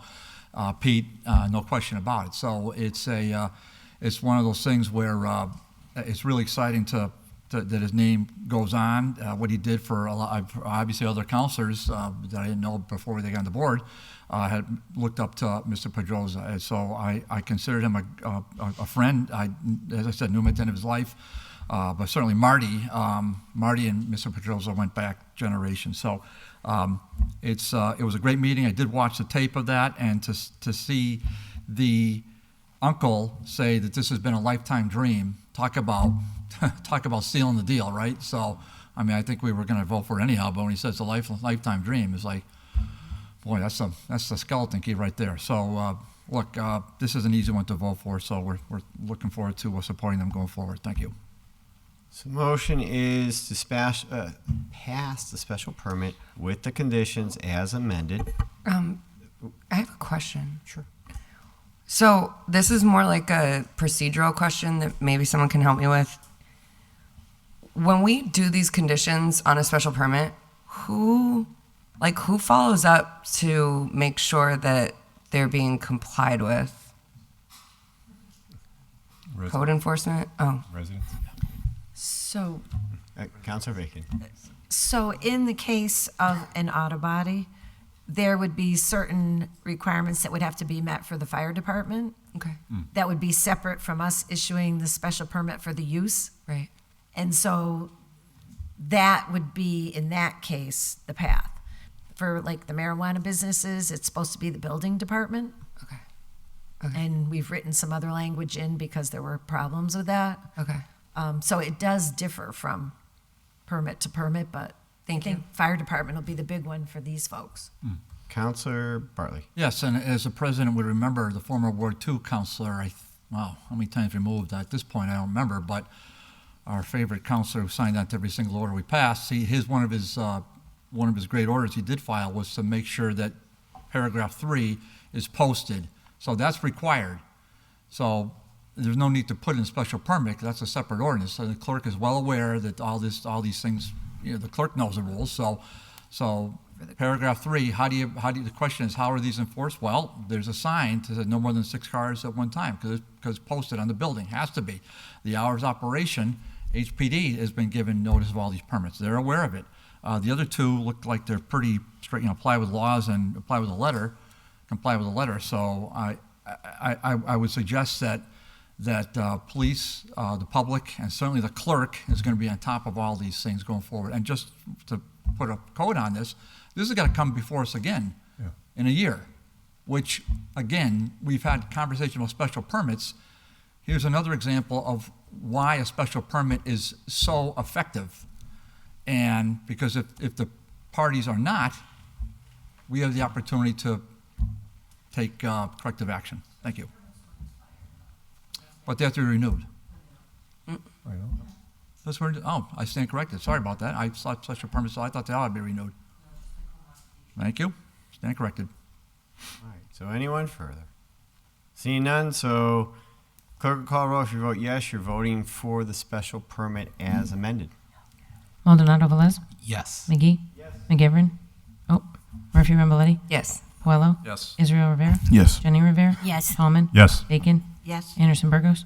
Yes. Bartley. Yes. Givner. Yes. Jordan. Yes. Unanimous vote. Put your vote, you approve that one. 19L, Committee on DGNR, who's referred. Do you want to take L and M together? Suspend the rules. Absolutely. Motion to suspend rules, take up L and M as a package. All those in favor? Aye. Opposed? So L is for 94, declare 94 Newton Street as surplus property. And then 19M is declare Newton Street parcel 011-03-009 as surplus property. Both are to be recommended to be adopted. Councilor Murphy Ramboletti. Thank you. So yeah, compared to the rest of the meeting, this was super straightforward and a very efficient discussion. We were joined by our friends in the Office of Planning and Economic Development. And for folks that are watching from home, the way that this works, in order to be able to sell a city property, essentially, city properties need to be declared surplus first to make them available for disposition. So that's the first step that we were taking with these 2 properties. They are both on Newton Street, and they're part of 3 contiguous lots on the eastern side of Newton Street near residential buildings. There's different development efforts happening in that neighborhood, and this is essentially to allow the city to be able to put out an RFP if there are interested parties in the area. But other than that, wasn't really a ton of specifics, as there usually isn't, because this is just to put it as surplus. You know what, Councilor Bartley? Yeah, just a gentle reminder, Mr. President, that surplus requires a 2/3 vote, whereas disposition requires a simple majority. I would also say that it was my understanding through the OPED director last year that we were going to have more and more of these, because those words were said in this body.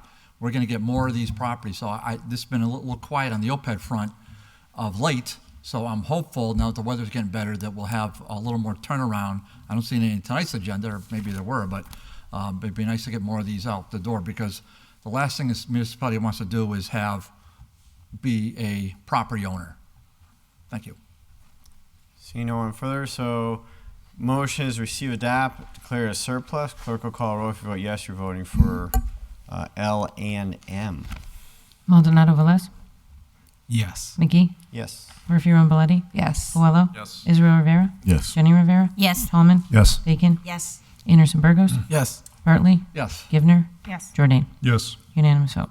We vote you approve those two. 19N, Committee on DGNR was referred a zone change application from R2 to BG for 1109 Dwight Street. Recommend it be referred back to the City Council. Council Murphy Ramboletti. So thank you.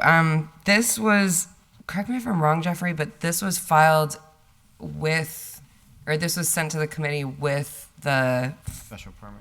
special permit application. It wasn't something that we were actually discussing because we can't do zone changes in DGR. But again, we referred that it be sent back to the full council. But just I'm assuming, yeah, I don't know what I'm assuming. Counselor Bartley. Well, I'll just give a motion, leave to withdraw, if I may. Is that? Okay. I'll second that. Thank you. Okay.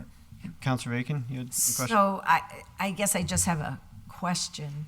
I think the zone change that was originally filed is stale anyway. And if the property is sold, it's a moot Right. point, right? So, I- but I thought if somebody filed a petition, we couldn't give it leave to withdraw. I thought the petitioner had to do that.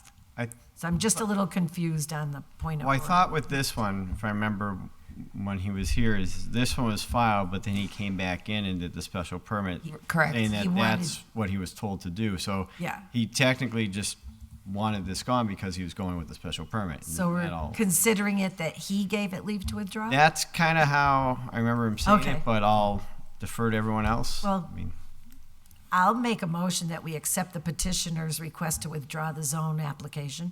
Second. so motion be leave to withdraw pursuant to the petitioner's request. Okay. Okay. Sounds good. All those in favor? Aye. Aye. All those opposed? Okay. All right. No charter and rules, no joint committee, so we're on to motions, orders, resolutions. Item 22 20 to finance. 22 is the bond for the school, that's 85 million and change to finance. All those in favor? Aye. Aye. Opposed? 23 and 26 we should take up as a package. Suspend the rules. Suspend the rules and take up 23 and 26. All those in favor? Aye. All Aye. opposed? 23 is $23,642.71 from police to injured on duty. 26 is $2,362.72 from firefighters to injured on duty. Mr. President? Yep. If I may, at a point of order and at the risk of being a pain, that sergeant's been on this list for 2 years. And I'm just wondering what the status is. I mean, at some point. Oh, we could I send it thought to they- committee and ask. You know, I you thought want. they were supposed to go into a different cubby or something. So if you want, you can take 23 and refer it to finance.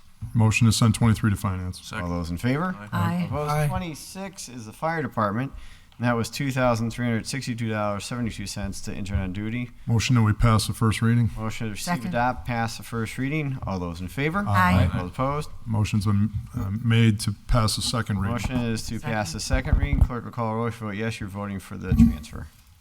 Maldonado Velez, Yes. McGee, Yes. Murphy Ramboletti, Yes. Coelho, Yes. Israel Rivera, Yes. Jenny Rivera, Yes. Tallman, Yes. Bacon, Yes. Anderson Burgos, Yes. Bartley, Yes. Givner, Jordan. Yes. Unanimous vote. Your vote, you approve that one. 24. Mr. Yep. President, Yep. going back to 23, and I know that's unusual, you usually pass these tonight because these are people that are injured on duty. I did talk to the chief today about some of these employees, and I think we had that last month or 2 weeks ago that we had the same amount of people that were, injured. I'm just concerned that, as long as they're still getting their pay. I know it's an accounting thing, but I just don't want to, I don't remember this really ever going back. With Councilor McGivern, we've always taken these up and passed these on that night and then followed up with the chief to try to get the information. I think, I think a couple of them could be close to, looking at, some of it's, could be retirement or disability. I know that takes a period of time for some of these employees, so. yeah, I think just on that, protocol has been we've just accepted them and passed them because it's just an accounting procedure.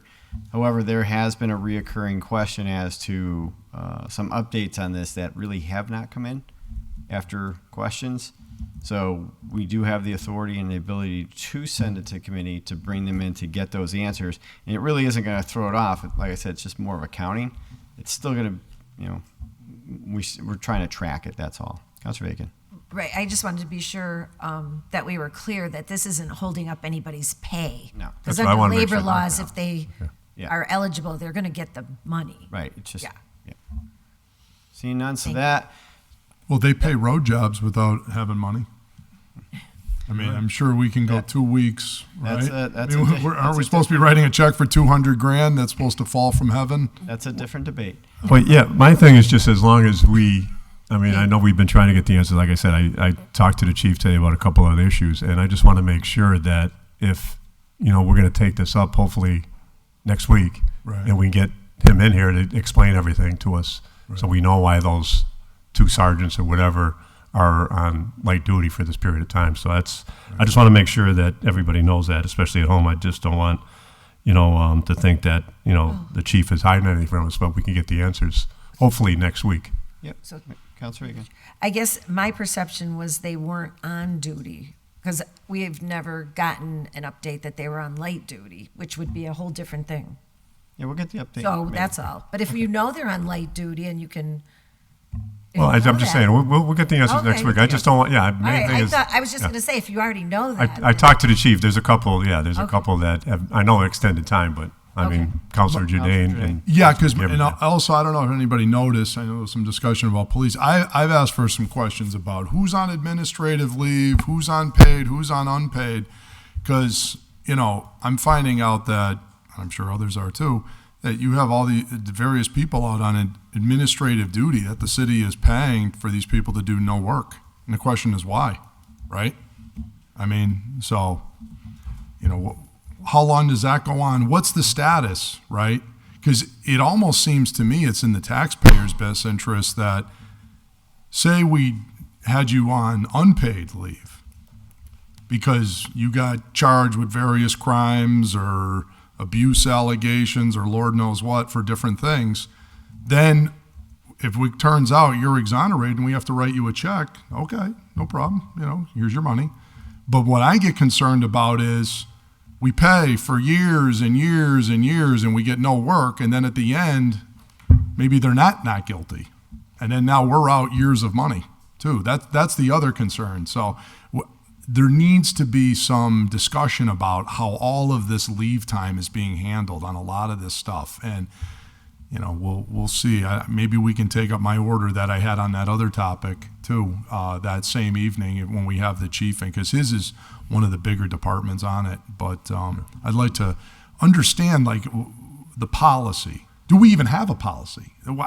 I'm questioning whether we even have a policy. It doesn't sound like we do. It seems arbitrary, because then I ask for, okay, how does it determine this person's on paid and this one's on unpaid? It's very discretionary. So it should be a good meeting. Yeah, we'll find that out in committee. Yeah, So to finance? to finance. Okay. Finance. Or we'll debate it. Indeed. Okay. I'd like Those to are take- to finance, or it's already there. Mr. Okay, President. like All right, so 24. Mr. oh, President. Like the motion to take 24. Well, hold on, Councilor That's cool. Rivera. I was gonna say just to send a copy of the MRI report with that, so that way you can see that a lot of the stuff is arbitrary, but it is what it is. Is what? Say it again.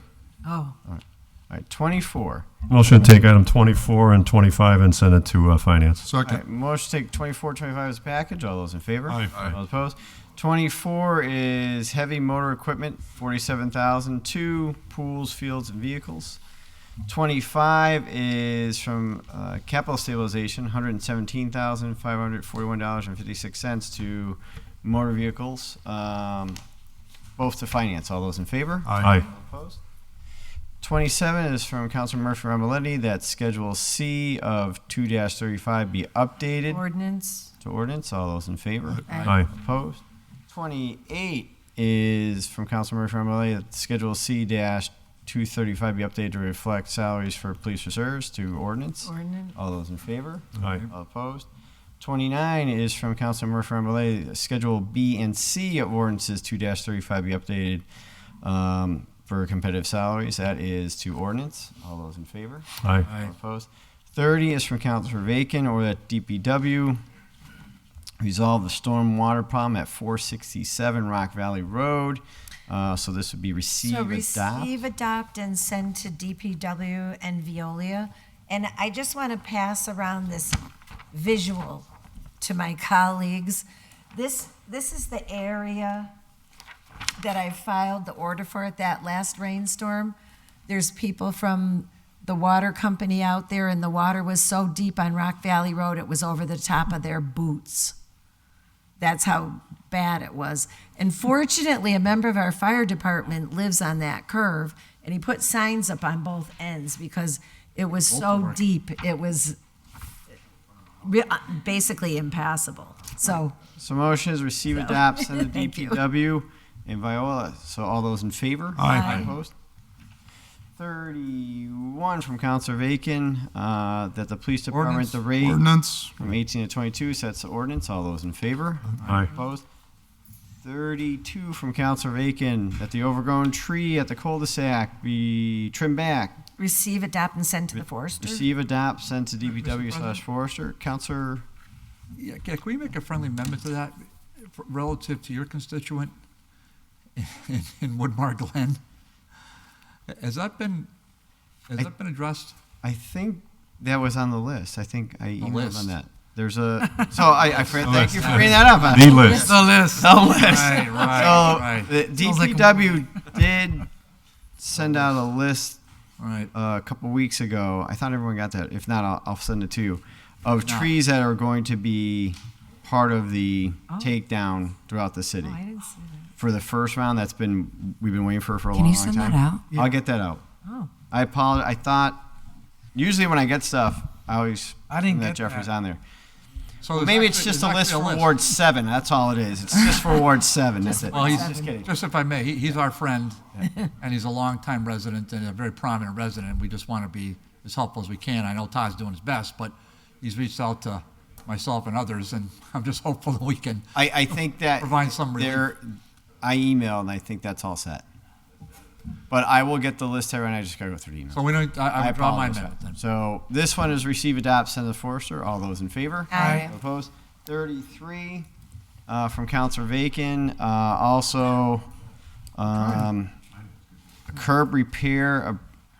So was this like a curb side that was broken, Yeah, or where it's broken. So I just From receive, plowing or adopt, something, or- and send it over to DPW because they have many areas of curb repair. So Oh, okay. I'm sure So- that's a long list too. So motion is receive, adopt, send to Mr. President, DPW. if I could, Yeah. with the you. maker's permission, I just want to make a friendly amendment because I forgot to file the order.